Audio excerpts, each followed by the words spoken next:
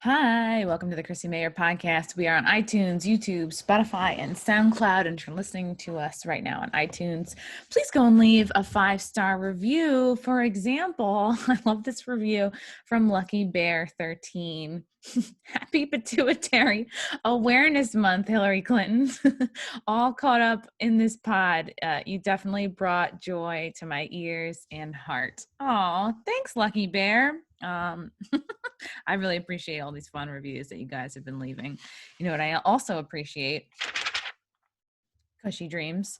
Guys, I'm going to tell you about Cushy Dreams. Cushy Dreams offers a full lineup of premium smokable CBD. They specialize in extraordinary CBD-rich hemp flower, aka bud, in cans like I have here, and they also have pre-rolled CBD joints. They look like joints. I know it smells like joints. It like looks and smells like weed, but it's not. It's just smokable CBD. I tried the Hustle, I tried the Create. They have all these different strains, and it's depending on like what you want to do with your day or what you're struggling with. They really personalize the strains of CBD to help with whatever your issue is, which I really like. Enjoy all the health benefits of CBD without getting high. You don't get like loopy if you're sensitive to weed and you get like into la la land like I sometimes do. You don't get any of those side effects with Cushy Dreams. You just like get like a body chill. You get relaxed. It's cannabis that ships directly to you, and it's legal in all 50 states. Join the men and women who are sick of the vapes and the gummies, and they want to smoke their CBD. It looks like high quality marijuana, feels like high quality marijuana, and tastes like it. They take the artisan approach. Every batch is a small batch. It's 100% hand trimmed, never machine trimmed. They do independent lab tests to show compliance and purity. They're legit, and it's grown here in the USA, which is the best part. Go to cushydreams.com, Kushy, and get some high quality CBD bud. At the checkout, use promo code CMP for 20% every order. Not just the first, the second, the third, every order. Use the promo code CMP and smoke your CBD. Also very excited to talk about this episode brought to you by Manscaped. They are the best in below the waist trimming with precision engineered tools for your family jewels. They actually just launched in the UK as well. So my buddies listening overseas can get in on this too. That's right. I have overseas friends. Have you guys ever had sex and after accidentally nicking your nuts, like after you try to shave and get ready, but you nick your nuts and it's painful? I wouldn't know. It happened not to me, but to a guy I was with. And they cut the base of their dick. They were like in pain while we were fooling around. It was not cool. And I actually have Frank they have a whole line of amazing tools. They have it's called a lawnmower, and I just had Frank try it, and it worked really well. And I swear to God, it made his dick look bigger. For real. And I'm going to get the weed whacker for my dad, which is like good for ears and eyebrows because his ear hair is out of control. The battery lasts up to 90 minutes, and it comes with a really great recharging station. It's legit. It's waterproof and has a cutting edge ceramic blade and will reduce any awkward grooming accidents. If you're a dude, give this a try. Go to manscaped.com, use the code CMP for 20% off plus free shipping. And that ends up being like another $6+. So it's really worth it. Ladies, you know what I'm going to say already? Yeah, get this for your man. Christmas is coming. And so should you. Get that stocking stuffed. Manscaped.com, promo code CMP, 20% off plus free shipping. I am so excited to have this guy on the podcast today. I have been a fan of his for years, actually. You've seen him on The Tonight Show, The Good Wife, The Today Show, Comedy Central.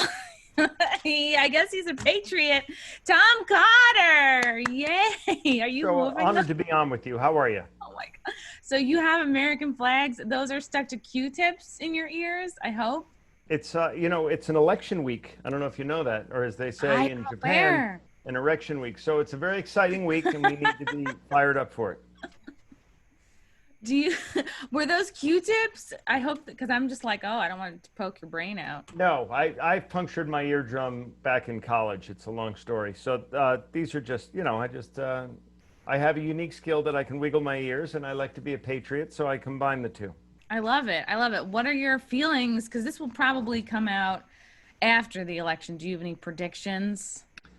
You know what? And I tweeted this yesterday. I just hope that we all, and it is going to sound cheesy and trite, but I hope we can get past. We're so divided right now, more divided than we have been since the Civil War. And I just hope we can all realize that we're all Americans and we're all, part of the greatest nation ever. And no matter who wins, there should be, you can be pouty for a day or two, but let's get on with our lives. Let's not riot no matter what, let's not loot. Let's not freak out, and let's just realize that we're living in the greatest nation on earth at the greatest time on earth, despite the COVID pandemic. And we have a loudmouth president, but we can deal with that, and we Yeah. need to move on. Yeah. And I think someone had a really great tweet the other day, like no matter who the president is or no matter who wins, like okay, that's just another card that's dealt to you, whether you like him or not. Like, you still have to go on with your life. You Yeah. still have to then focus on, okay, everything else, which is in your control and your goals and your family, your loved ones, like it is a huge waste of time to just, for days or years complain about who the president is. So It's like I talk to my sons. I say, sometimes things aren't going to go your way. You can't have a temper tantrum. You got to adapt and overcome. And if you don't like the results this election, in 4 years, you can do it again. That's the joy of our democracy. So I just hope we can reunite as a nation and be proud again. I wish we had the Olympics because that would have gotten us a little more fired up about something. Yeah. So anyway, that's it. That would have been great. But it probably would have been canceled, right? It was canceled. It was supposed to be this summer and it was Right. canceled. I'm going to question your patriotism. That's right how now. up to date I am. I'm like, the Olympics, yeah, that hasn't happened in a while. No, it was postponed to next year, I think. Usually they do it. They do the summer every 4 years and then the winter every 4 years. So it's spanned out every 2 years. Now you have 3 boys, Tom. Are you one of these families who sits them down and makes them watch debates or talks about a lot of politics with them, or just sort of let them live their lives? You know what? It's such a horrible time for them. You know my wife, Carrie, and so you chatted with her recently. We have 2 17-year-olds because we have twins, and then we have a 13-year-old. And it's such a precarious time for them right now that, last year they watched all their friends who were seniors because they're seniors this year. But last year they watched their friends miss prom. Oh, bless you. I sneezed. Miss their lacrosse season. My boys had to miss their lacrosse season, and junior year's a pivotal year for looking at colleges and everything. So it was I feel bad for them dealing with all this. So it's not that I'm trying to shield them from it. They're getting enough exposure at school. At school they're talking all about the election, as well they should. But I don't want to bombard them with it at home. They have their opinions. They're kind of set in their ways. My twins think they're adults now. They're wrong. And my youngest is 13 and perhaps the most politically active because his peer group is. Wow. So yeah, I mean, I want them to take interest in it. I was a political science major in college, so I'm fascinated by it. So it's always on in the TV. We, switch back and forth between CNN and Fox News and BBC and PBS and everything to get every kind of thought and every kind of the way they deliver the news is different, as you know, on all these different networks. So you want to get everyone's different take on it, and the kids are being exposed to it. Yeah, it's good to be like as well-rounded as you can, right? But at the same time, like you could so easily spend your entire day reading news, watching news. Oh, I got to make sure I get all points because you're not going to get like a neutral point of view from just one place. No, and that's sad. When I was a kid, I didn't know what Tom Brokaw's political leanings were. Yes! I didn't know what Dan Rather's, I didn't know what Peter Jennings' political leanings were because they didn't deliver the news with a sigh or a roll of the eye. Yes! Or a shake of the head. But now they do, and it's the way it is. And so, you just have to try to take it. My brother's in the military, and he actually gets some of his news from Al Jazeera, believe it or not. Oh, yeah.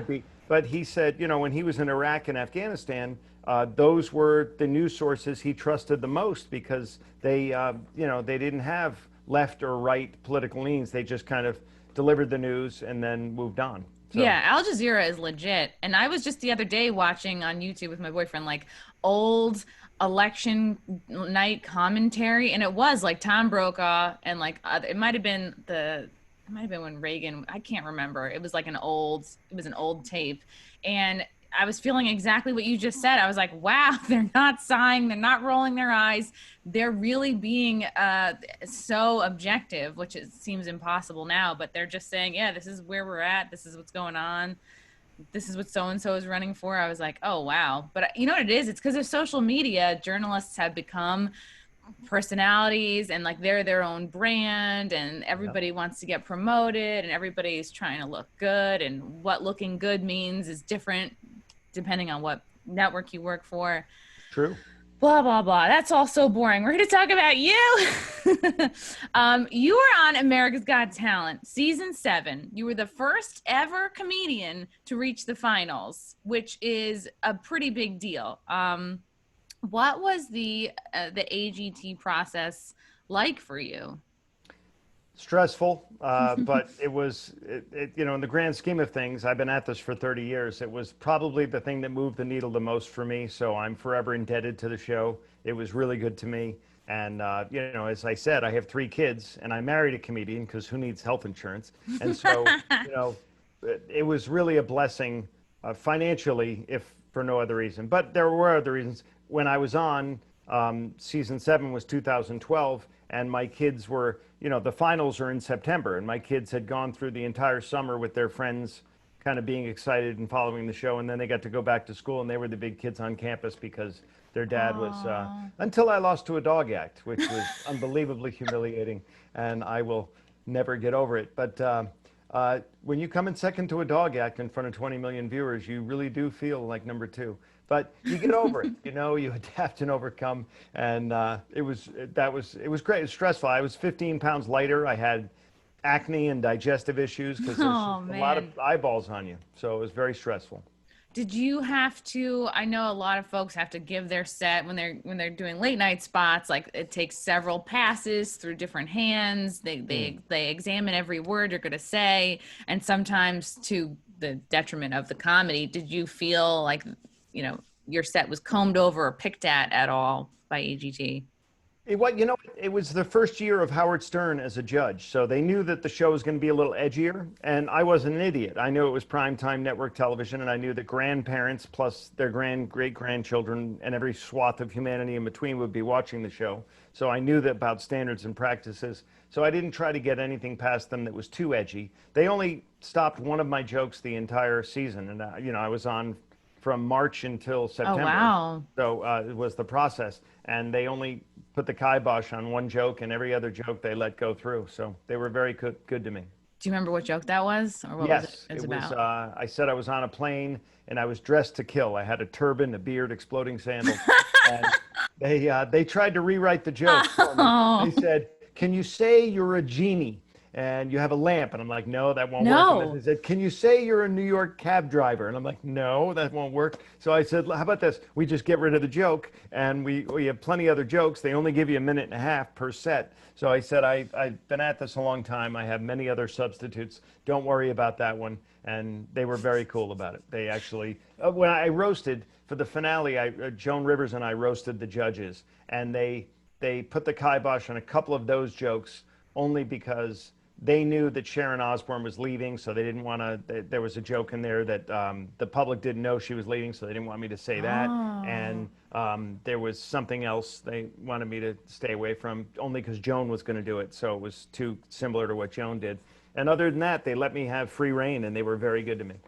That's pretty amazing, because I was going to bring up, yeah, that you roasted the judges with Joan for the finale. Her last, I think that was her last major television appearance before, unfortunately, she passed here in New York. It was very sad. Was that your first time meeting her, seeing her? I had seen her and, you know, said hello to her at the Friars Club a couple of times, but she had no idea who I was. And she was really a white knight in that they didn't know what to do with me. They had never had a comedian in the finals, so it was a singer show, basically. Everyone who had won it up to that point was generally a singer. So one ventriloquist. So they usually pair the singer up with their idol, and you come out and you do what they call a duet. And they didn't know what to do with the comedian, so they had this idea of roasting the judges. So they hired Lisa Lampanelli, who I love, dear friend of mine. We started together and everything, so I knew her very well, and I was thrilled. And Lisa and I were on the phone. This is what we'll say. And then they put the kibosh on it because some Trump, she had done The Apprentice. She was on The Apprentice, and one of the producers of the Apprentice was angry at her about something she had said. So Wow. he called NBC and said, "No way she should be on." So they kicked her off the day before the finale. Oh my And then we were God. like, "What are we going to do?" And then Joan Rivers, like a white knight, rode in on her steed and said, "I happen to have the night off, and if you want me to do it, I'll do it." And she could not have been more gracious, more wonderful. Her writers met with me and they said, "Look, this is to make you shine. She wants to be, a helper to you. She doesn't want to steal the spotlight." Wow. She could not have been nicer. She was unbelievable, and I'm touched that I had the opportunity to work with her. Wow. So you worked with just her writers? Did you work at all with her? Like A little bit with her, bouncing yeah. things off? Okay. Writers first, and then her. And it was first conference calls, and then she came in that day, and we rehearsed all day. We came out and did it. In the finale, when we rehearsed it, she wanted me to shove her. Now, she was 86 years old or something. And so she comes up to the podium and she says, the whole thing was, she's going to teach me how to roast. So I'm roasting them, and she comes in behind me, big surprise. The crowd goes crazy. And then she says, "Tom, you're too nice. You got to be meaner." And then she shoves me out of the way. And in the show, I fall down and she knocks me down. Physical comedy. But in rehearsal, she's like, "Now you get up and you shove me out of the way." And I'm like, "Joan, I'm not comfortable shoving you. You're 86 years old." And she said, "No, it'll be funny. Everyone will love it. Don't shove me to the ground, but just shove me." And I wouldn't do it. And the show's live. Look So at I came up you. and I just kind of put my hand on her shoulder and she shook her head. And afterwards, she gave me grief about it. But she was unbelievably wonderful. Wow. She sounds like, yeah, really amazing to work with and super gracious. Yeah. And wanted you to be the one that looked really good. And she could not have driven that point home more. And she was unbelievably gracious and giving as an entertainer, and it was spectacular. And even afterwards, the signed book and everything, and I'm blown away. I get emotional just thinking about it, because it was one of the last times she was it was the last time she was on TV, but it was the last time she was, around. And I was a fan way before this. And how did she seem? Did she seem like, frail at 86 or kind of? Well, I mean, she had some miles on her, but she was going to work until she was 100 if that procedure hadn't been done. It was, Wow, unfortunately, it yeah. was malpractice. It wasn't age that took her out. And these, comics never retire. You go to the Friars Club, No. and these guys are still walking around at 99 wanting to tell jokes. They love it. So, I mean, Henny Youngman used to get woken up, get out of his wheelchair, shuffle up with his violin, destroy the room, standing ovation, and 5 minutes later he'd be asleep back in his wheelchair, right up until the end. And Don Rickles was booked on his 100th birthday Wow. Oh my in God. Vegas. Yeah. So, she would have been around for at least 15 more years. When did you, it seems like now, there's people always talk about like classes of comics, right? Like, oh, me and these people, you know who you come up with. And then, people get there's sort of like grades and classes of comics. And it seems like, my sort of class of comics like are less so interested in being members of clubs like the Friars Club. Like, I think we more like, we'll just hang out like late night at the actual comedy clubs, or I mean, it's just a lot of, messaging on a lot of not in person communication. When did you join the Friars Club, and how do you think, that, helped you, or, with networking, or just the history I of moved it? down here from Boston in '96, and before I moved down, I was making all the phone calls and doing my due diligence, sending out a tape. That was back when you would send out a videotape. This was before DVDs. Like a VHS, yeah. So I sent that to all the agents, and Don Buchwald's agency was a huge agency in New York that I wanted to do voiceovers for. I was doing those in Boston, and I thought I'd rather be in a bigger pond, smaller fish. And so I could never get past the receptionist when I would call Don Buchwald. They would always say, yeah, we can't even get you to a junior agent, let alone a big agent. And then Greg Fitzsimmons, dear friend of mine who's a comic out of Boston, he brought me to, his father was a big guy at the Friars Club. He was the treasurer, and he brought me to a little social at the Friars Club. And the first guy to shake my hand was Don Buchwald. He came over because Wow. he was admissions committee chairman. And So I was like, I've been trying to call your agency for first guy I met walking in the door. And so I was flabbergasted. And then he said, yeah, call tomorrow. And sure enough, you get past the filters and you get the agent. And I ended up being with them for years. And I much respect for Don Buchwald and the agency. But that was how it was. It was a networking thing. And that's what you do. You say you hang out at comedy clubs. We did that too. Across from the comic strip was the Empire Walk, it was called. It was a Chinese restaurant. And we would always close that place down. It was like a herd of cattle crossing 2nd Avenue after the shows. Some of us liquored up, and we would go over there and eat copious amounts of Chinese food, and that's where you network. That's why I love festivals. That's where the comic says, hey, I did an open mic here. Let's, here's the guy's number or whatever, and that's how that's what we do. It's the water cooler kind of thing in the corporate world. So the Friars Club was just a bigger water cooler, and it's been great to me. And I wouldn't have gotten on America's Got Talent had I not been a member of the Friars Club, because they're the ones who called me and said, they're looking at people go down to the Javits Center and audition. So, wow, that's I'm great. forever indebted to that club as well. See, everything happens for a reason. Have you been to the Friars Club at all since March? It's been shut down. It's been they had a big water main kind of thing break on the top of the building because there's a skyscraper built over it. It's a brownstone, but there's a skyscraper really surrounding it on both sides and above it. And a big water leak happened, and it drained through all 6 floors of the Friars. So they have this huge remodeling going on now, and we don't know how it's going to be. These private clubs were in trouble before Corona, and I don't know how the pandemic is going to affect them financially, but their rent must be ridiculous, and they have to pay union wages and everything for the kitchen people. So I don't know how it's going to survive. I hope it can be the phoenix that rises from the ashes, but who knows? Yeah, it's very scary. You would think that there's people that are just straight up talking about, oh, we're not paying our rent. And then you hear of these utility companies that are just sort of quietly not collecting, for a while now. It's like you hope that maybe trickles down to some of the, the people that owe rent at these comedy clubs and, Dangerfields, I'm sure you heard. Yeah, that's gone. And that was devastating because that was one of the first clubs that used me when I moved to New York. And I have incredibly fond memories of being there and like you do with your friends who are comics. That's where we would hang out. We would hang out in Kibitz there or the comic strip or Stand Up New York. And I don't know how these other clubs are going to survive because now we have a new wave coming. And I just don't, the governors aren't going to be thrilled to have audiences.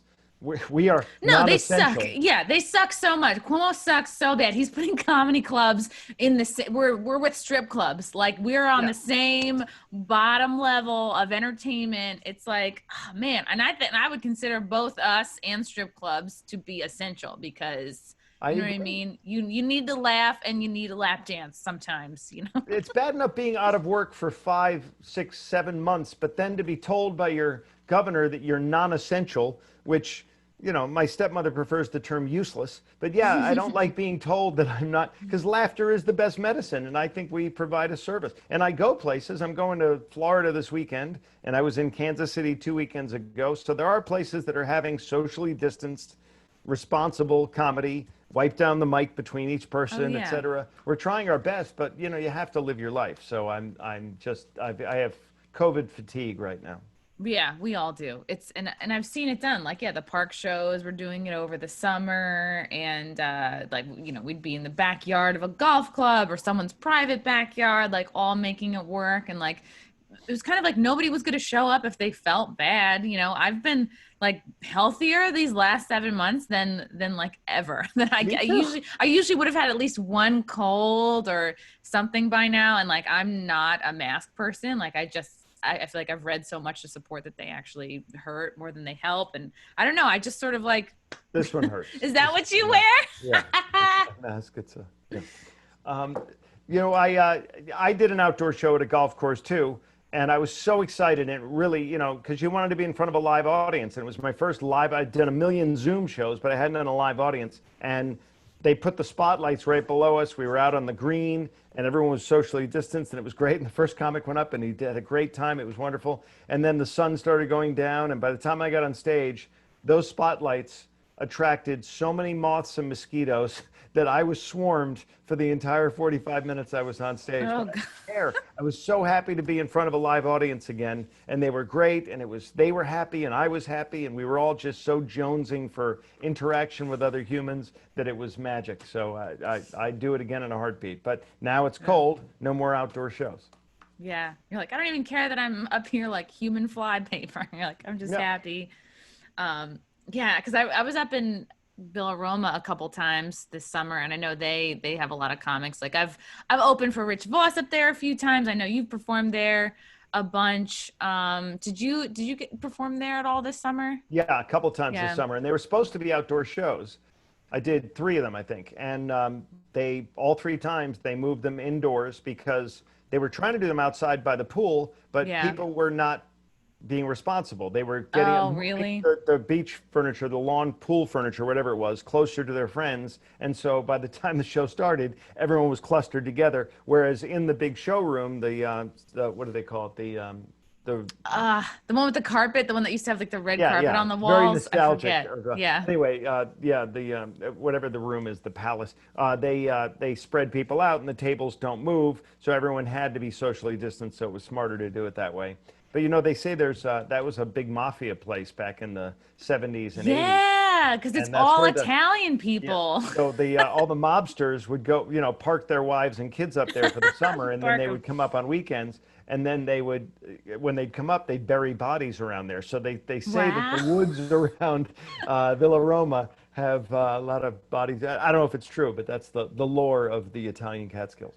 I don't know if it's also an Italian thing to just bring your kids to the comedy show and just let them shriek for 45 straight Right. minutes. That's what yeah. Just Yeah. run around. Yeah, they're just free range, like loose children. And it's just like, yeah, just collect your children at the end. Like they're just running around. There's something kind of like cute and nice and, family and homey I about love that. that place. I Yeah. love going there. And when my kids were little, I would drag them there. Woodlock Pines is another one that I used to go to all Aw. the time that I bring my kids to. I love those resorts.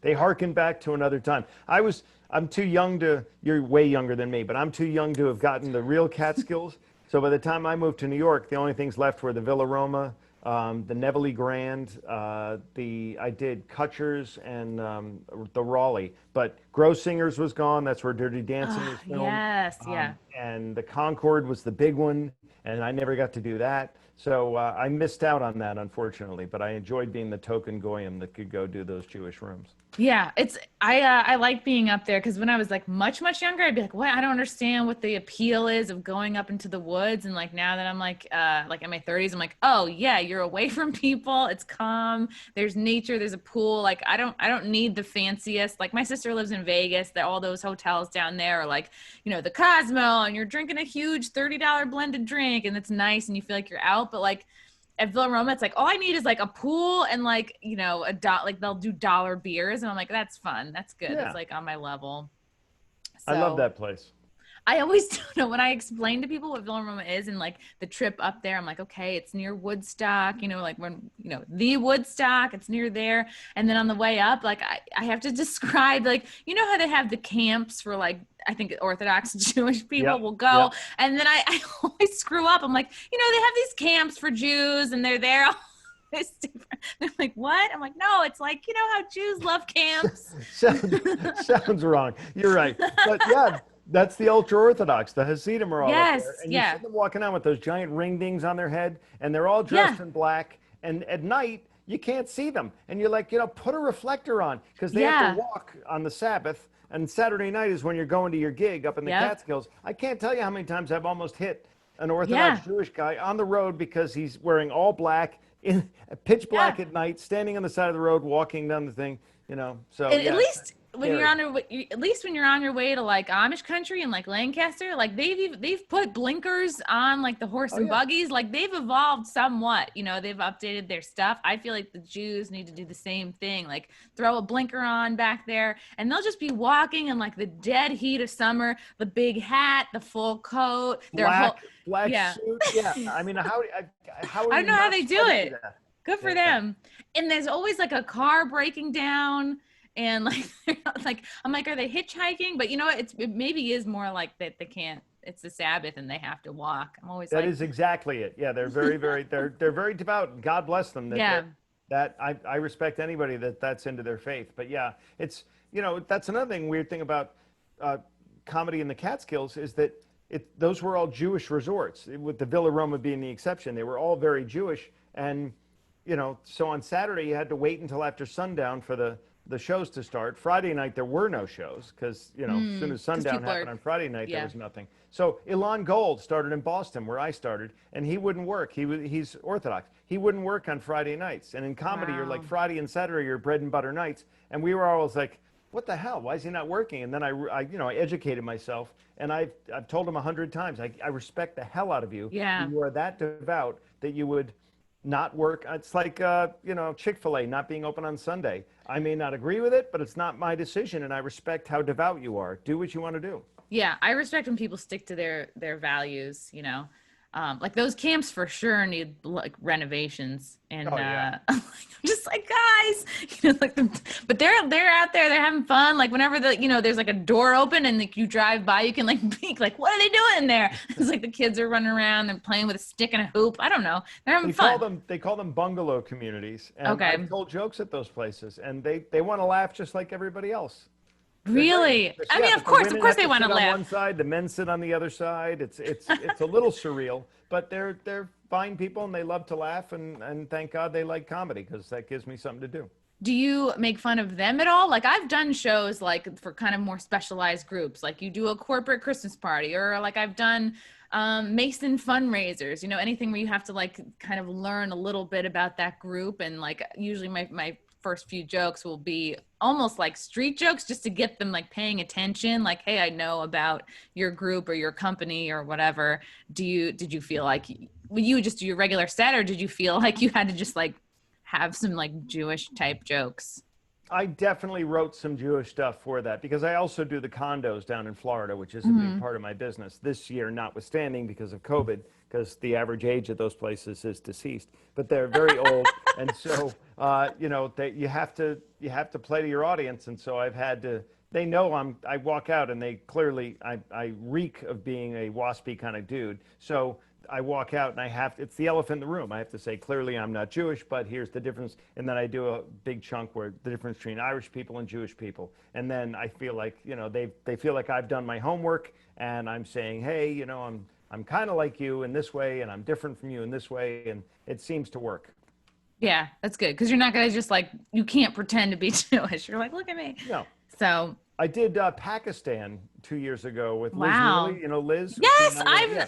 Liz, I met her when I was we were both interns at Late Night with Conan O'Brien when I was like a senior in college. So this was like 2004, 2005. And I've known her like this whole time. And she was like a 17-year-old, 18-year-old doing stand-up already. It Yeah, was she's a crazy. doll. She's wonderful. Yeah. And we were both over there together. And the only stipulation they put on us in Pakistan, we were in Karachi for a week, was no religion. Just don't talk about religion. And I said, if that's the only caveat, then sure, I will not talk about religion. And I didn't. And neither did she. And we ended up having really, really great shows. They were Wow. unbelievably appreciative. So we had a great time. Could you talk about like sex stuff? A little bit. They were all very affluent. It was kind of a private organization, Ooh. so it was Oil kind of tycoons. yeah, maybe the top 10%, maybe not the 1%, but the 10%. Mm. And so they were pretty. Karachi's the most progressive city. It's not like Islamabad, and they were pretty cool. But we couldn't go in and out of the hotel without going through metal detectors, and we had you had to go past metal detectors to go to the mall, to go to restaurants. It was weird. It was surreal, but I had a blast. Wow. Wow, that's cool. You're from Boston, just like you mentioned before, and you are kind of part of this large group or large class of comics from Boston, like Bill Burr, the late and great Patrice O'Neill, Lenny Clark, Conan, Mike Birbiglia, Dane Cook, Louis C.K., Stephen Wright, I think, is from Boston. Who did you sort of Joe come up Rogan. with? Joe Rogan was Joe kind of Rogan's my from Boston? year. Oh, wow. Yeah, he and Greg Fitzsimmons and I were thick as thieves back then. Yeah, there was a lot of people. Billy Burr was a little after me. Dane Cook was a little after me. Louis C.K. was a little before me. Nick DiPaolo was right before me. And then Leary was way before me, and Stephen Wright and Jay Leno, et cetera. So it was really a great comedy proving ground. And I'm so glad, because if I grew up in Rhode Island, and you either have to go 1 hour north to Boston to a real comedy market or 3 hours south to New York. And I'm Oh, glad wow. I took the detour north before coming south, because in Boston, you really learn the craft, I believe. You learn really, Greg Fitzsimmons famously says, you learn how to kill in Boston because you have to, because the guy before you kills and the guy after you kills, and you don't want to be the, the one guy in the middle that's dying a horrible death. So then you go out on the road and you, like New Yorkers learn how to kill pretty early on, but then you go to Omaha and you see comics from other parts of the country and they're a little more laid back and they let the jokes come to them. Whereas in New York and Boston, we're like, no, here's the joke, get it now, I'm on to the next one. And that's, I'm so glad I learned that style. Yeah, it is good because it's, sometimes you'll only have like 5 or 8 minutes. So it's like if you're not funny in the first 30 seconds, 45 seconds, it's like the people start checking out. I mean, depending on like what show. And then when you start going on the road, yeah, you have to sort of like take a breath and maybe stretch some things out. And Yeah. it's more just like the story of you rather than like I'm trying to prove myself in like 5 minutes or so. Do you think that Boston makes you funnier, like just being in the town, or is it more just like the caliber of talent that's there that helps you step it up? I think it's the latter. I think it was the caliber of talent. And it's because Boston is, everyone says Boston is hospitals, colleges, and bars. That's all Boston is. It's a million of each. And so, back when I started in the very late 80s, all the comics were saying, I feel bad for you. Karaoke is on the scene now. And so these pubs that used to have comedy every other night are now doing karaoke. And so there's only 5 open mics this week. And I'd be like, oh, that's so sad for me. There's plenty of stage time with 5 open mics. And that now they don't even have open mics. They have these bringer shows where you have to harass 10 of your friends to come or you don't get on stage. And that might have been a deal breaker for me. So I got in. Unfortunately, I missed the boom in Boston because they called comedy the rock and roll of the 80s in Boston because it was huge.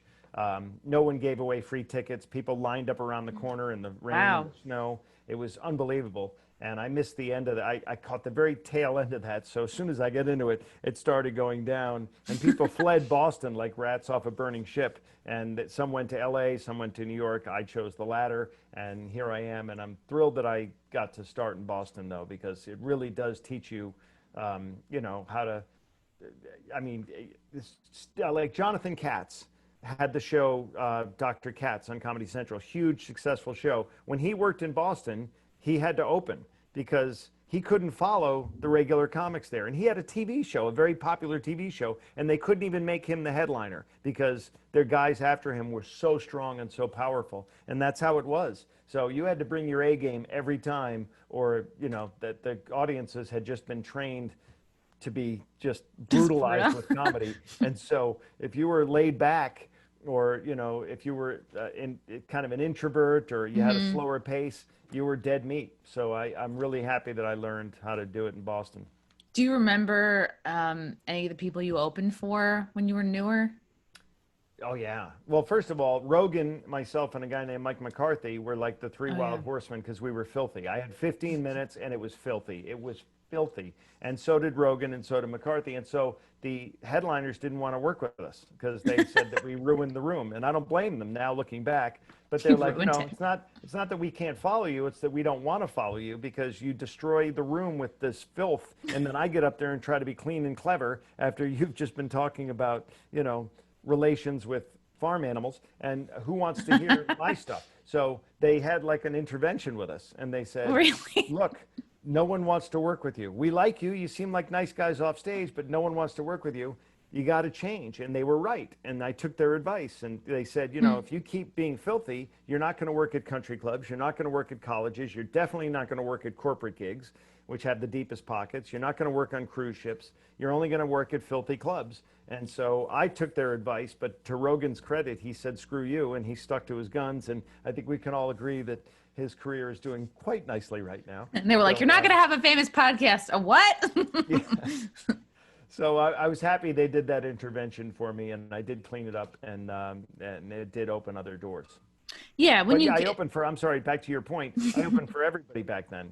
All the big guns up in Boston were, God, I don't know. Anthony Clark back in the day, I used to open for him. I don't know if you remember him, but he was a pretty Mhm. big guy at the time. And Dennis Leary, Oh I opened for yeah. him a bunch of times. Bob Goldthwait he started in Boston. A lot of guys, tons of guys and girls. Paula Poundstone. Oh yeah. Oh wow. Yeah, and then did you meet Carrie while you were in Boston? Yep. So you're married to comic Carrie Louise, who I had on this show just a few weeks ago, Hmm. and you have three beautiful boys together, Handsome, handsome and boys. handsome, stunning. One of them popped in when I was talking to Carrie, and I was like, "Ooh, it's crazy the idea." I'm always thinking like, "Oh, kids," and then you see like adult children, and I'm like, "Oh God, Three they're teenagers. They're all people." teenagers, and there's a lot of testosterone in this house. The other morning, Kerry woke up with a boner, which was weird. Hello, everybody. I'll be here all week. Tom Cotter, try the veal. So yeah, They're rubbing off on. Well, no, never. That's poor choice of words. love Maybe it. not. Maybe not.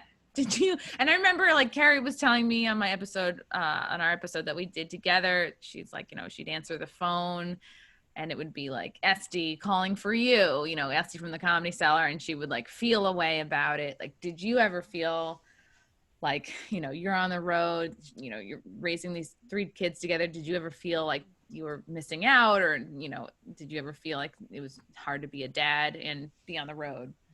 That was brutal because I was doing cruise ships a lot when the twins were born, and so cruise ships paid pretty good at the time, pretty well. So they had trained themselves that I would pack the night before because I always had an early morning flight, and I would put my bag by the door. And so when the twins saw the bag by the door, that signaled to them in their little 2-year-old heads, 3-year-old heads, Oh, Daddy's leaving. So they would sit on my duffel bag and cry, and it just devastated isn't me. that what cats do? They see your luggage and they just sit right on it. Yeah, they're little. Oh, Well, they are little pussies, but yeah, they would sit there and freak out. oh my And when they're that God. age, you really can't call and Skype and have a conversation with them. So it was Because they that didn't have was Skype back then. no, it was very tough. And I was, you gonna back then when you were on a cruise ship, the internet was like $3 a minute, and it was the Oh slowest internet in God. the world. So you really couldn't communicate like you can now. So that was tough, and that's why America's Got Talent was great because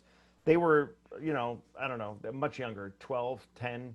The twins were when that happened. So they they kind of started to realize what we do. Until then, they thought I was a rodeo clown. They had no idea what I did for a living. They just knew I was away a lot. And so once America's Got Talent came around, they were on the show and they were part of it, and they got to Oh. experience what mom and dad do for a living. So they finally that was as good as the financial rewards of the show was having my kids realize what we do and how it pays our bills, and they got excited about it. And one of them says he's going to do stand up later on in life. Really? Yep. Oh, one of the twins or the other one? One of the twins. He says he's going to do it as a hobby to start, and that's what we ask because I say comedy is a dream job if you dream of poverty and rejection. For So real. I want him to start as a hobby and have a day job. He wants to be an engineer, and if he Ooh. gets so good at it that he can retire the engineer and make a living doing it, God bless him. It's his life. But we want him to proceed with caution because we've been down that road. Yeah. And tell them to just hang on to, and anybody listening, yeah, hang on to your day job for as long as you possibly can because, yeah, health benefits. And it's like, you're just like, I was the same way. I was like, I have a college degree. I might as well just like try to have a job for as long as I can before, giving it up. Because if you don't, it's like, it's going to be like ramen is cute when you're like right out of college, but it's like, you don't want to be like in your 30s, like still having like struggle meals every night. Yeah. And like Although with when it, you're really high, ramen is that's still true. very It is really nice. Like I'll put it in soup. Yeah, it's good. And you don't want to do like a mattress on the floor, but maybe that's just like a guy thing, like a younger guy thing. Do you feel like you missed out on a lot of your boys, growing up? We did miss a lot of little league games and school plays, but I think I was around. My dad was a neurosurgeon, and he was in the Oh, operating wow. room before I got out of bed, and he was doing rounds at the hospital visiting his patients post-op. when I was tucked into bed. So I never saw the Oh, guy. I wow. mean, he came to one lacrosse game, my entire, maybe two wrestling matches from middle school all the way till I graduated. So he was never around. Oh. I'm always at my kids' games when I'm around. When I'm around, I'm around because I work an hour a night. So when I'm Right. around, I'm like, they're sick of me. And during COVID, that's another little silver lining to that bleak cloud is, we have family game night and we have family movie night and we dine a lot together more now than we did before. And they'll be out of the nest soon, and I will look back on those days very fondly and say, that was great that I got to bond with them during that time. So, to answer your point, yes, I missed out on a lot of stuff, but I missed my dad, and I didn't even know the guy until after I graduated college, really. So, and we're thick as thieves now. I'm very close to my dad. So I think, and I respect the sacrifice he made to Hmm. put bread on the table. So that's why he wasn't around a lot, and I get it. And there were 6 kids he had to feed, and I got that. There were So 6 of you? yeah, so I Wow. get it, and I don't begrudge him at all for that. And I hope my kids aren't mad at me for. I've taken them. And Carrie and we took them on cruises. We've taken them on cool corporate gigs where they get to go skiing and Oh, stuff. So wow. I'm not going to listen to them whine about what a absentee dad I was because I've been around a lot. Is that why you have that cardboard cutout behind you for when Yeah, you're gone? You just put that up? yeah, that and Put that yeah, in bed. I can't get Yeah. enough of when I'm away, something's here. Yeah, You got a question? Ask cardboard dad. he won't answer. He'll stare at you like the real dad does. So your dad was a neurosurgeon? Was he ever like disappointed that you chose comedy? He was, to his credit, he was quiet about it if he was, and I thought he would. I kept it from him. It was a secret, and then Oh one of yeah, it's his. like being gay. You're just Oh like, yeah, you got to catch exactly. me doing Yeah, I it. think I'd rather tell him I was gay than I was a comic because Yeah. he paid for 6 kids to go to. I went to a private school because the public schools in Providence, Rhode Island, were horrible. So we all went to private school, and he paid for 6 kids to go to college, which is Wow. absurd. And so when his youngest decides to tell jokes about his crotch in front of strangers in a basement for a living, you can imagine pride was not oozing from his pores at that. But, and when I started, he didn't know. The only things I got when I started were MTV, the Ha Network, Comedy Central. That's not, he can't relate to that with his buddies. But when I did The Tonight Show, he knew what that was. And he was like, oh, maybe he isn't a waste of sperm. And then after that, he's been very, very supportive of me. And it's a guy who, went to war. He went to World War II. And when the Wow. GI Bill, put himself through college and medical school and worked his ass off. Damn. And Yeah. so the fact that I tell jokes can't be a point of pride for him. But he's been very supportive, and I don't go to him for money, and I have other siblings that do. So maybe that helps. Yeah, you can always hang that over there. There you go. That was a big deal for me too. I never wanted to be the kind of person who was like asking my parents for money. Like that makes me feel so icky. Like I really would rather have like peanut butter and jelly every day than to be like, can you pay my rent? Yeah, like I wasn't a parasite for the first 24 years of my life when he was paying Yeah. for everything. Now I think I'll give him some slack. So. Yeah, I think if I had done, I didn't do the Tonight Show. I did a couple like, random TV stuff, but I don't think I ever hit the thing. Like I didn't do whatever, the version of the Tonight Show is for your dad. Like, I don't think I've done that. Yet. Well, yet, right. Yet. I'm much Like, older than you, so it took me a long time to get to the one thing that he could relate to. yeah, I can't imagine what it would take. I mean, my mom passed away 2 years ago, but I don't know what it would take for my dad to be like, I We don't have that know. in common. My mother passed away also. I'm very sorry to hear that about your mom. Oh, yeah, it's like it's hard and like you grieve, it's like obviously a lot of grieving right away, of course, but even like just a couple weeks ago, I just was like crying in the middle of the night. Like it hits you at really random times and like, like it's coming around to my birthday again, so like that's a reminder. Like every little thing. It's like when I turned 36, I was like, oh, that's when she had me, and I have not. I have no kids. What the hell am I doing? It's so crazy when you compare where you're at with like your parents, what they had accomplished. But I mean, things are so different. I mean, they didn't have the Yeah, internet. They didn't have distractions. They it's a could get more different done. time. And I'm sure she's looking down with pride from heaven at what her daughter has become and the little acorn that is becoming this oak Aw. tree in the comedy world. So Aw. good for you and good for her. Yeah, I'm dropping nuts. That didn't work. That wasn't good. Um, do you ever feel, because when I spoke with Carrie about this, she said at times she would feel a little bit of competition with you because you guys are both comics, and at sometimes, maybe feels like going for the similar stuff. Did you ever feel any kind of like competition with Carrie, or like, struggle there, or Early conflict? on, I think early on when we first moved to New York, we did because she got the Aspen Comedy Festival, which was a big deal back then before I did. And I was like, I've been doing this longer. How is she? She's 6 years younger than me, and I've been telling jokes longer. How dare she get it first? But I said, I'd rather have her get it than someone I don't know. Hmm. So, and I tagged along with her and I went and I had fun. And then when I got the Aspen Comedy Festival a year later, she came along with me. And we really, we realized the money all goes in the same account. And so we really are pushing for each other. And honestly, if they're looking for a funny woman, they're not looking for me. And if they're looking for a short, middle-aged white guy, they're not looking for her. So we don't compete against each other. And we are kind of an anomaly. There are only so many married comedy couples. Rich and Bonnie, and Yeah. Al Ducharme and Bernie and us, a few others. So we are very supportive of each other. And yeah, she used to not like when Esty would call to give me my spots, but on Last Comic Standing, she went further than I did. And don't think I don't hear about that every time we have an argument. That comes up a lot. But What it a is what funny it thing is. to bring up when you're fighting. It's just Oh like yeah. old credits.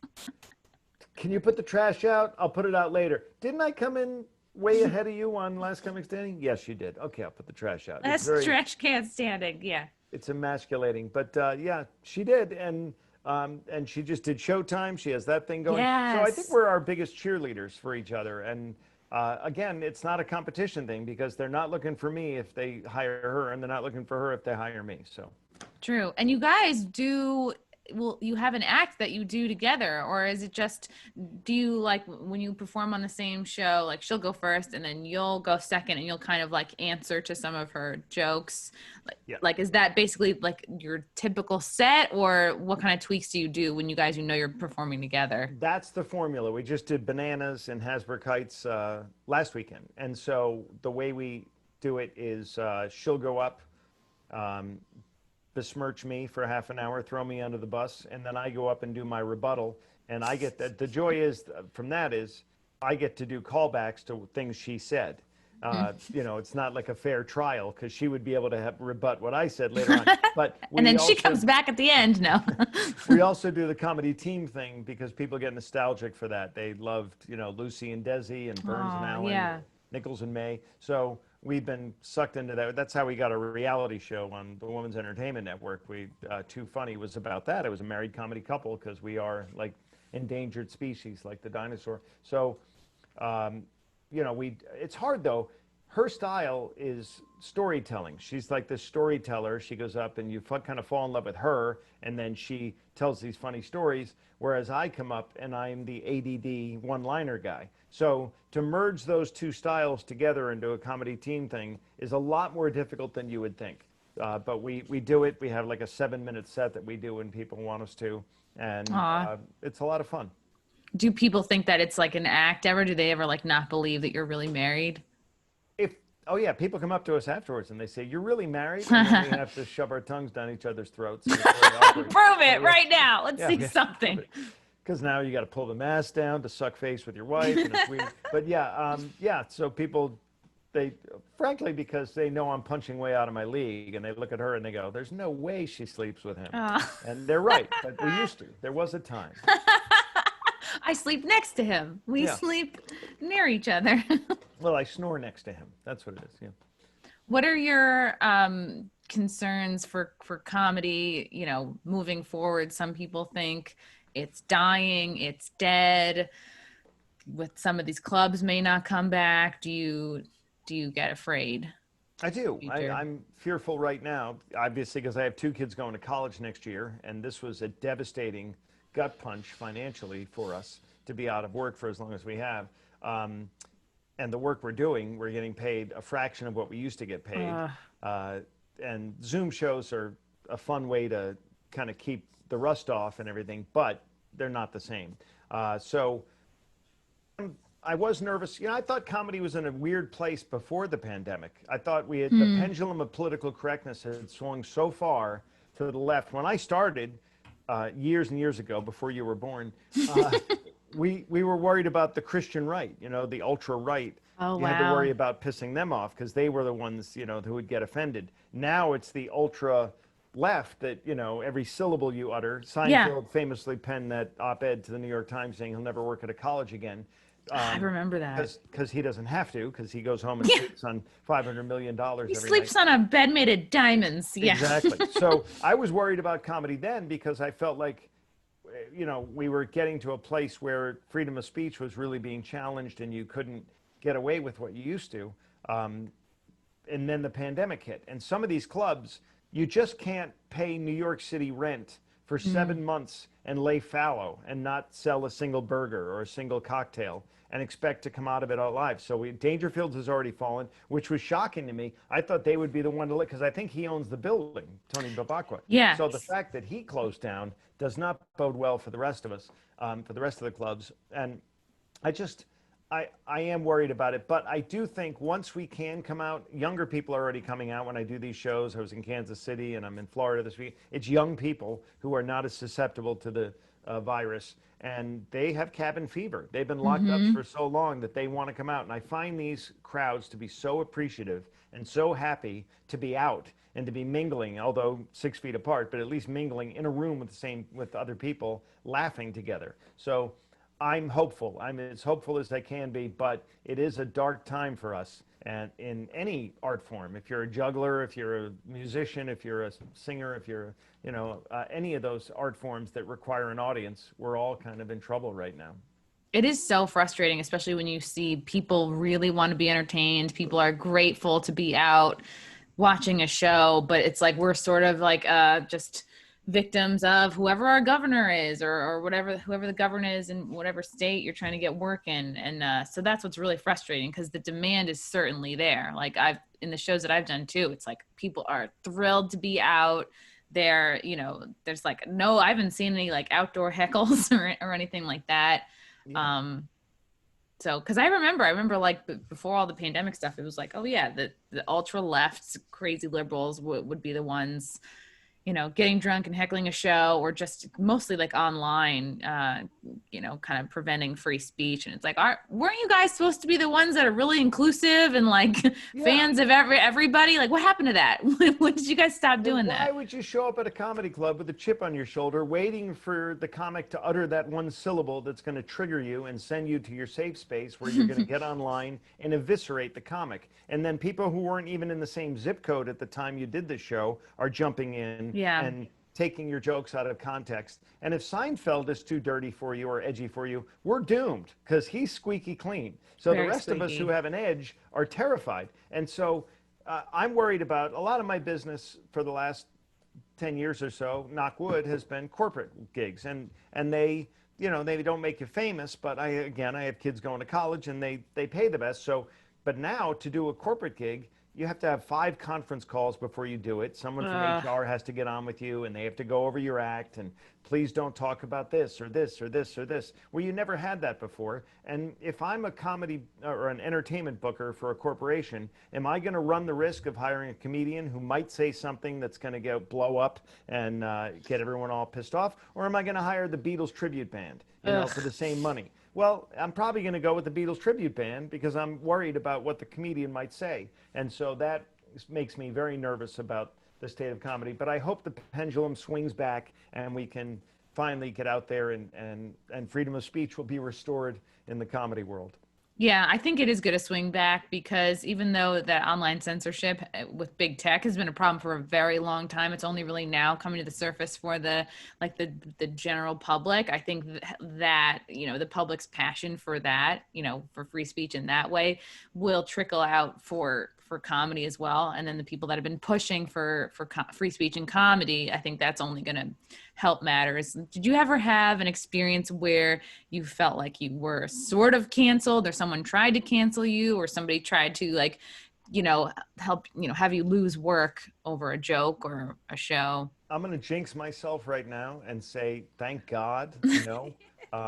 Because the old Tom Cotter, when I first started, I would have been canceled a long time ago. I was filthy when I started, and I have cleaned it up a lot. But a lot of my stuff is innuendo and double entendre. So I've been able to dodge that bullet so far. But I have friends that have just been completely thrown under the bus. And I think that could have happened to me, but I just didn't engage.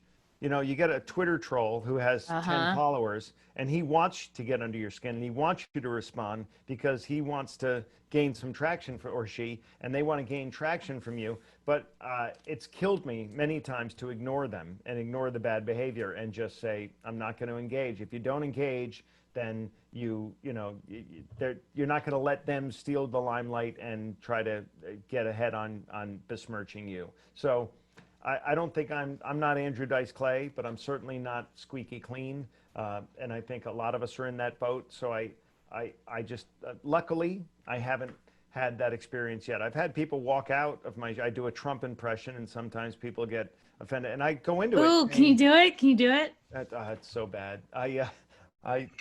Well, first I walk into it saying that I don't have a dog in this hunt. I said last time I voted was for Clay Aiken, and he lost to Ruben that season. And that way it tells the audience I'm not, I'm not Dennis Miller on the right or Bill Maher on the left. I'm right down the middle.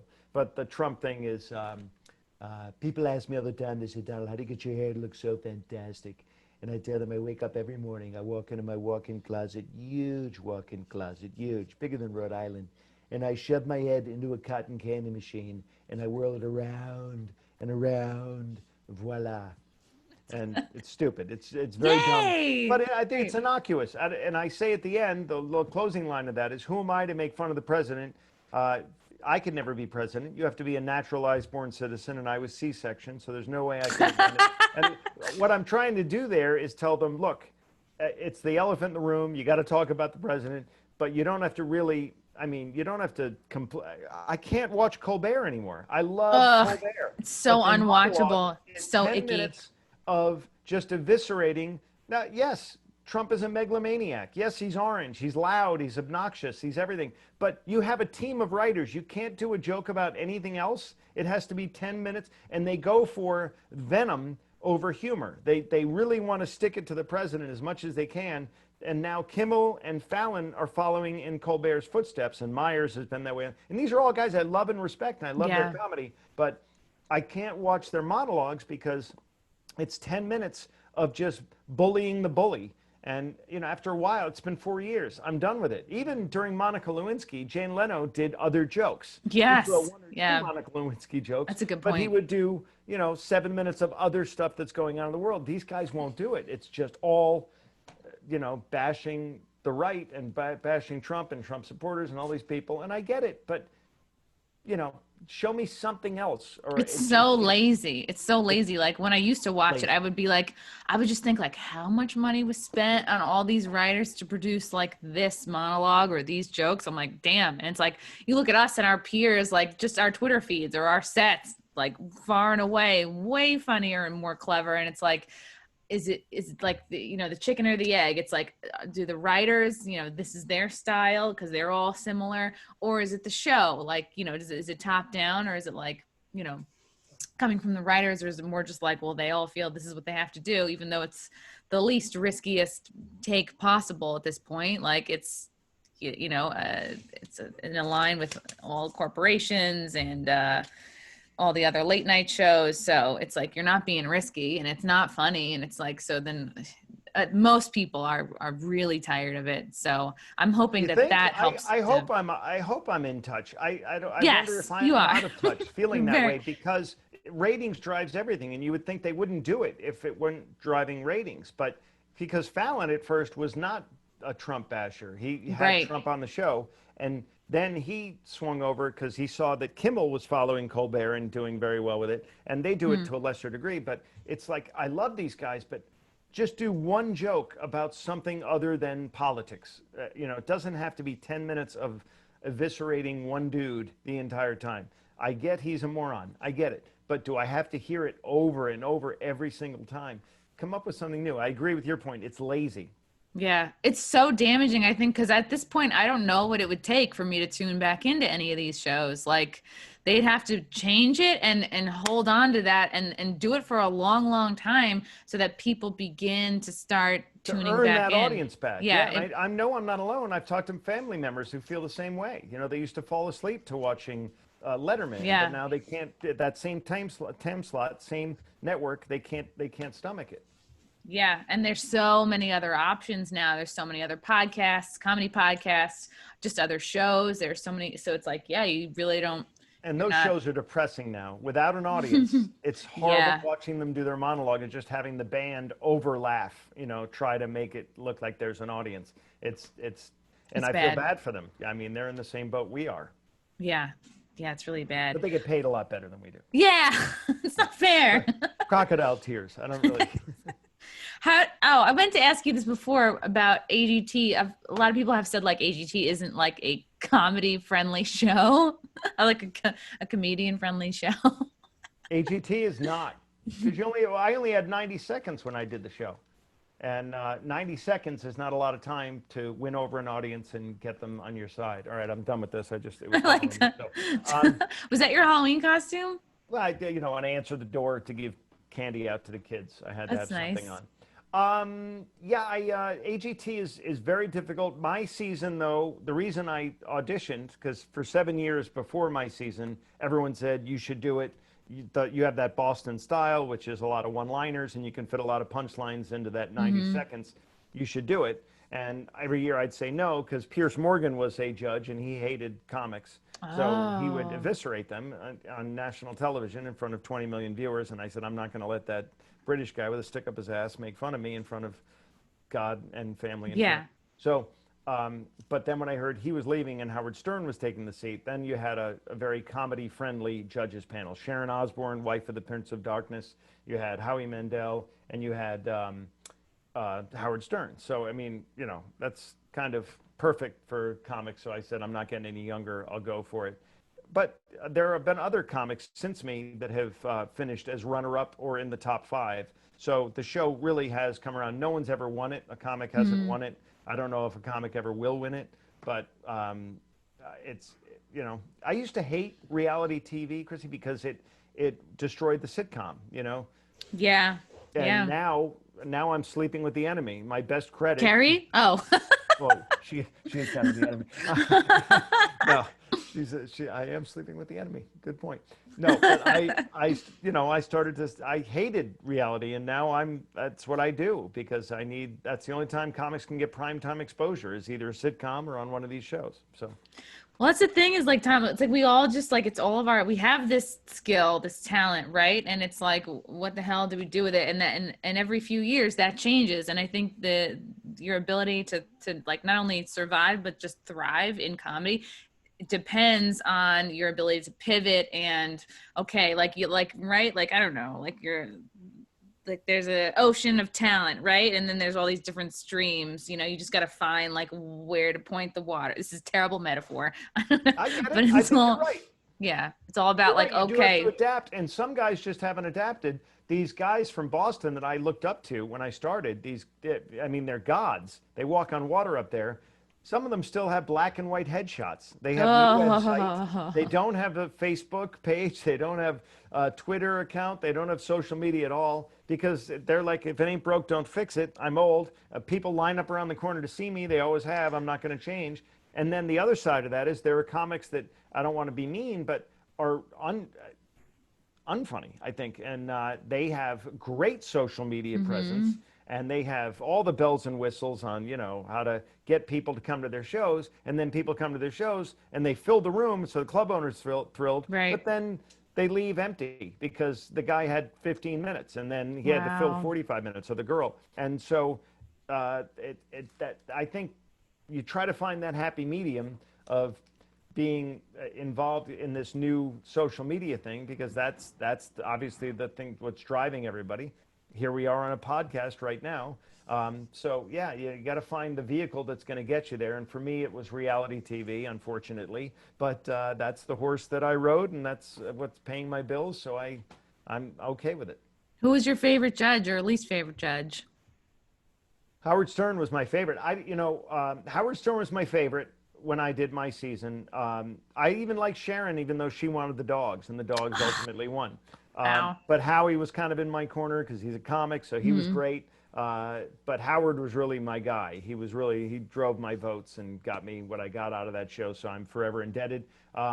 Least favorite, I went back the following year as a returning guy, and then I had Sharon had left, so I had Mel B and Heidi Klum, and they were great. They were wonderful. Ooh. And then I went back last year, 2019, for Champions, and then I had Simon Cowell, Howie Ooh. Mandel, Mel B, and Heidi Klum. And I thought Heidi was going to be the tough one because my stuff's a little edgy. Simon hated me. The other three loved He's me. a douche. Yeah. He did. He gave me an X and he gave Dan Natterman an X. And the audience gave us Wow. both standing ovations. The other three judges loved us, both of us. He hated us because he hates Howard Stern, and Howard Stern liked the two of us. So, Wow. yeah, What a petty dude. can you believe that crap? But it was great being on Champions, and they were great. And this is my Simon Cowell voodoo doll from that experience. And I have here they are. I have needles that I stab into the Simon Cowell voodoo Ooh. doll, and it's very therapeutic. And I gave him chest hair, and I undid his shirt in an effeminate way down there. And But no hard feelings. Yeah. no, it's fine. Of course I have not. this is my. Someone gave me that dartboard. Do you see the dartboard with Simon? Oh, yes. Yeah, because people were outraged. I got more press from him giving me an X on Champions than from my entire run on season 7 of America's Got Talent. People were livid. Wow. And for Dan Natterman, too, people were unbelievably, because Dan only had 10 seconds left in his set. Simon X'd me halfway, and I had 2 minutes on Champions. Wow. X'd me at about 59 seconds. So I still had a minute after that to try to win him over, and he was very nice at the end and said, oh, maybe I gave it to you too soon or whatever. But for Natterman, 10 seconds left in his set. You couldn't let him finish 10 seconds. That's The audience was loving horrible. him. The other three judges were loving me. He just wanted to be a douche. And You, so yeah. that's why I'm glad I tripped him and he broke his back. Oh, good. You and Natterman are like, if you were gonna like ask me to name like who are the biggest, most wide appealing comics, it would be you guys. And that really blows my mind. And also just maybe just shows his just real bias towards comics. And he's just probably like, I don't care. I want a singer. Like, and it didn't matter how good you were. That He sucks, loves though. the show though, and he owns it. It's his thing, and he's the new Aaron Spelling because he owns the Okay. Got Talent franchise. So he owns it in Britain, number one Wow. show, France, number one show. It's everywhere in every country, and it's among the top shows in every market it's in. And his show did the best thing for me that happened in my career. So as much as I said at the end, I said, I don't care that you gave me an X. I still respect the hell out of you, which I said on national television, and I stand by it. But Brits don't get it. I mean, They don't. Piers Morgan didn't get American comics. He doesn't get American comics. The Brits just don't get it. The Americans do. The Brits don't. They don't. And they don't. Yeah. It's humor and dental hygiene. They just missed the Those are the mark. two things. You're Yeah. right. Tom, this was wonderful. Where can people find you, follow you, and do you have any dates coming up for, November, December? Yeah, they can find me in rehab usually. But Ah. they can find me at tomcotter.com is the website. I'm at Tom Cotter Comic, which is easy on Instagram and Twitter. Facebook, it's easy to find me as well. There's one counterfeit, but you can figure out which page is the counterfeit, and that guy won't. I call him. I don't call him. I message him all the time and say, hey, this is the real Tom Cotter. Do you Who report is him? this? Pardon me? Is this a Facebook page that's Yeah, it's fake? a Facebook page. Yeah, You can I have report. three. I All have a right. fan page, a regular page, and some clown that's saying that my favorite music is Nine Inch Nails. I have no idea what a Nine Inch Nails song is. Really? So Okay. anyway, that's irrelevant. I have a Everybody book go out. report them. That's my book. It's Tom Cotter, Bad Dad. Ooh. It's available on Amazon. And if you're a devout Muslim or a born-again Christian, this is not the reading material for you. But if you have a sense of humor, you'll kind of like it. And coming up next week, I am at Off the Hook Comedy Club in Naples, Florida. Ooh. And then I have other dates coming up. They'll all be on my website, and people should come out and check it out. Laughter is the best medicine, and I'm available without a prescription, everybody. And do you know where the dogs are now? Have you been following their The dogs, career? obviously I make fun of the dogs because it's fun to say that I lost to a dog act. It's been a good chunk of my act for a while now. But in all honesty, they're a phenomenal act. They're called the Olate Dogs, and people should go see them. It'll warm Aw. your heart. It's just such a feel-good show. The dogs couldn't be happier. They're adorable. They roll around with each other, and they were doing halftime shows at minor league basketball games and a couple of NBA games because they have 9 minutes basically, but it's 9 minutes of just frenetic, fun, happy. If you love dogs, Tricks. if you hate dogs, you'll love it. So they're doing that. They do, they were a circus act, and so they do well everywhere, and they're really great, and people should check them out. If they come to your hometown, go see them. Oh wow, look at you. You're not salty at all. No, I love that. All right, Tom, this was great. Everybody check out Tom, follow him on all the things. Check him out in Naples, Florida, and yeah, check out his website. Chrissy, this was a blast. This I was do a lot of great. these, and this one was particularly fun, and I really appreciate you having me. Oh, yay! Hopefully I'll see you soon, Tom. Thanks. I agree. Bye. Farewell.